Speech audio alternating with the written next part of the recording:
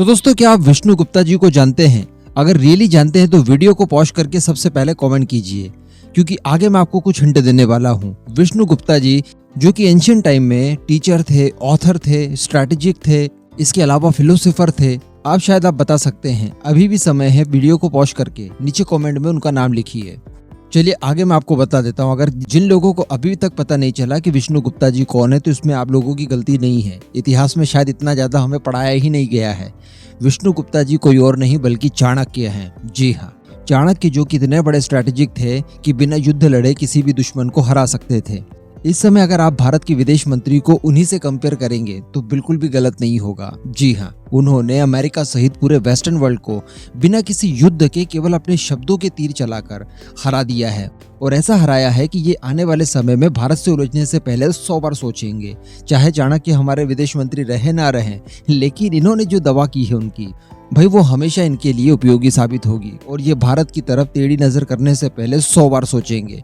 देखिए, अभी इन्होंने एक नया बम फोड़ा है, और इतना खतरनाक फोड़ा है कि अमेरिका तो छोड़ दीजिए, पूरी क्वाड नेशंस उड़ा दिए हैं। जी हाँ, पहले आप थोड़ा सा एक बार नोटिस कीजिए कि इन्होंने किस किस एंगल पर अमेरिका सहित पूरे वेस्टर्न वर्ल्ड की कुटाई की है। देखिए, सबसे पहले बात की जाए, इन लोगों को एस जयशंकर साहब ने ही बताया है कि यूरोप की प्रॉब्लम पूरी दुनिया की प्रॉब्लम हो सकती है, लेकिन एशिया की प्रॉब्लम यूरोप की प्रॉब्लम नहीं है। इस तरह की चीज ये लोग करते थे। भारत पाकिस्तान आपस में लड़ रहे हैं, लड़ने दीजिए, यूरोप को उससे कोई लेना देना नहीं है।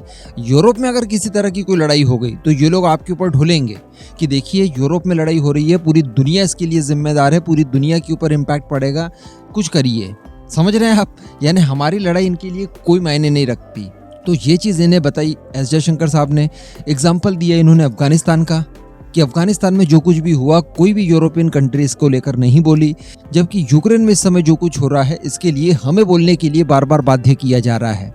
उसके बाद क्रूड ऑयल की बात कर लीजिए। ये लोग भारत को बोलते हैं कि भारत इतना ज़्यादा क्रूड ऑयल खरीद रहा है। हमने कहा कि भैया, हम जितना खरीदते हैं यूरोप तो उतना दोपहर तक ही खरीद लेता है।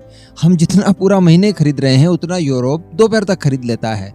अब आप आगे बोलिए। इसके बाद ये लोग बोलते हैं कि हथियारों के क्षेत्र में रशिया के ऊपर से अपनी निर्भरता हटाइए। आप क्यों रशिया से इतने हथियार खरीदते हैं? इसके ऊपर एस जयशंकर साहब क्या बोलते हैं? आप हमें हथियार नहीं देते थे, अमेरिका नहीं देता था, यूरोप नहीं देता था, इसलिए हमने रशिया से खरीदे। कहने का मतलब हमारी किसी भी तरह की कोई गलती नहीं है। जो कुछ भी हुआ है वो आप लोगों की वजह से हुआ है। अब इसी तरह की एक और चीज निकलकर सामने आई।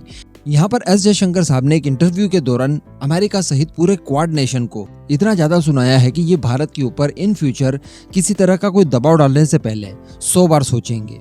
दरअसल हम सभी जानते हैं कि रशिया यूक्रेन वॉर को लेकर क्वाड 2 पक्षों में बटा हुआ है। एक पक्ष में अकेला भारत खड़ा है, तो दूसरी तरफ देखें तो बाकी के 3 देश यानी जापान, ऑस्ट्रेलिया और अमेरिका खड़े हैं। ये तीनों तो एक तरफ हैं और रशिया को कंडेम कर रहे हैं, लेकिन भारत यहाँ पर अभी भी न्यूट्रल बना हुआ है। तो इन्हीं सबको लेकर क्वेश्चन किया गया कि इस तरह के मतभेद वगैरह क्यों हैं, आखिर इंडिया का स्टांस क्या है इन सब के ऊपर।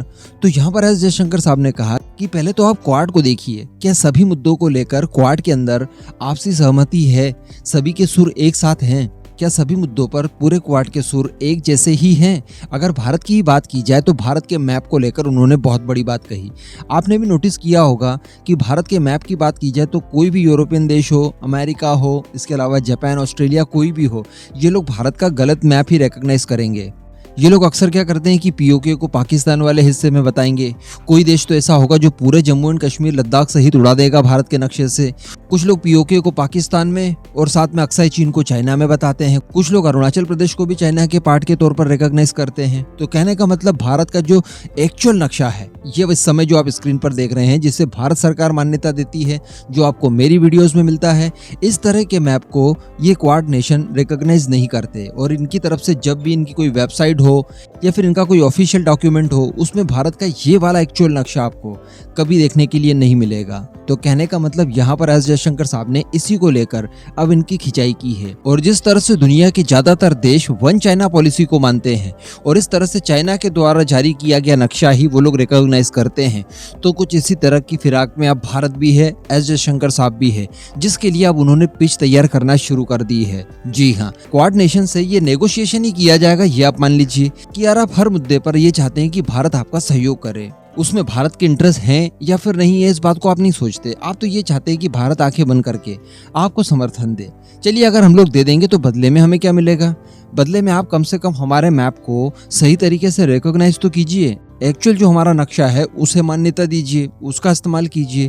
क्यों आप हमारे पार्ट को कभी पाकिस्तान में बताते हैं तो कभी चाइना में बताते हैं?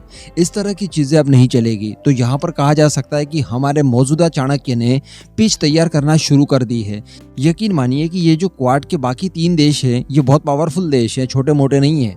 अगर भारत ने इन्हें भारत के एक्चुअल मैप को मानने के लिए मजबूर करवा दिया तो समझ लीजिए कि इस बात का इन्फ्लुएंस बहुत सारे देशों के ऊपर फैलेगा और दुनिया के कई सारे देश हैं जो कि फिर भारत के एक्चुअल मैप को रिकॉग्नाइज करने लगेंगे। क्योंकि अमेरिका की बात बता दूं तो अमेरिका जो चीज़ को फॉलो करता है लगभग आधी दुनिया उससे मानती है।